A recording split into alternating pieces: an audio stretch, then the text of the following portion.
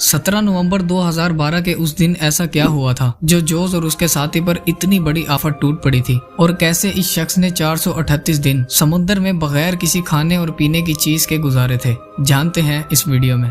ये बात है 2012 की, जब जोस सैल्वाडोर नामी एक शख्स जो कि एक एक्सपर्ट मछेरा था, मैक्सिको के एक छोटे से गांव जो कोस्टा अजुल के नाम से जाना जाता है उसमें रहा करता था।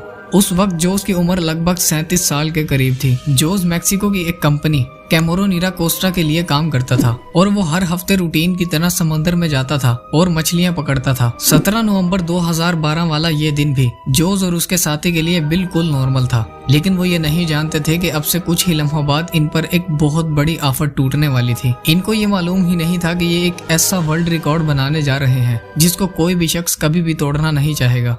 17 नवंबर की दोपहर के वक्त जोस अपने एक साथी किरिलो के साथ फिशिंग के लिए अपनी छोटी सी बोट पर रवाना हुआ। रूटीन की तरह इनका ये प्लान था कि वो सिर्फ समुद्र में 30 घंटे गुजारेंगे और फिर वापस अपने घर लौट जाएंगे। इसी वजह से इन्होंने बोट पर ज्यादा खाने पीने और जरूरत का सामान भी नहीं रखा था।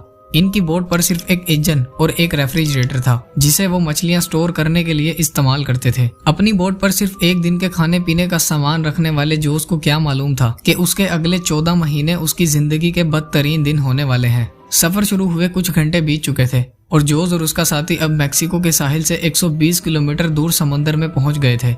वहां पहुंचने के बाद उन्होंने अपना जाल समुद्र में बिछा दिया, लेकिन कुछ ही लम्हों बाद एक भयानक समुद्री तूफान वहां आ पहुंचा। जोस और उसके साथी ने अपनी जान बचाने के लिए जाल को वहीं छोड़कर बोट को वापस साहिल की तरफ दौड़ाया। पूरे 6 घंटे बोट को फुल स्पीड में भगाते हुए अब वो साहिल से 20 किलोमीटर दूर पहुंच गए थे और उस वक्त सुबह के 7 बज रहे थे। वो अब तूफान को काफी पीछे छोड़ आए थे और उन्हें अब अपना गांव भी दिखाई देने लगा था, लेकिन उसके बाद उनकी किस्मत ने उनका साथ छोड़ दिया। बोट को मुसलसल तेज रफ्तार में भगाने की वजह से साहिल से सिर्फ 20 किलोमीटर की दूरी पर उनकी बोट का इंजन खराब हो गया। सोने पर सुहागा, उनकी बोट पर बोट को हाथों से चलाने के लिए चप्पू भी नहीं थे। जोस की बोट पर इंजन के साथ ही एक रेडियो लगा हुआ था। उन्होंने फौरन अपनी लोकेशन अपने बॉस को भेजी और उनकी तरफ से मदद के लिए इंतजार करने लगे, लेकिन फिर उसके बाद वही हुआ जिसका डर था।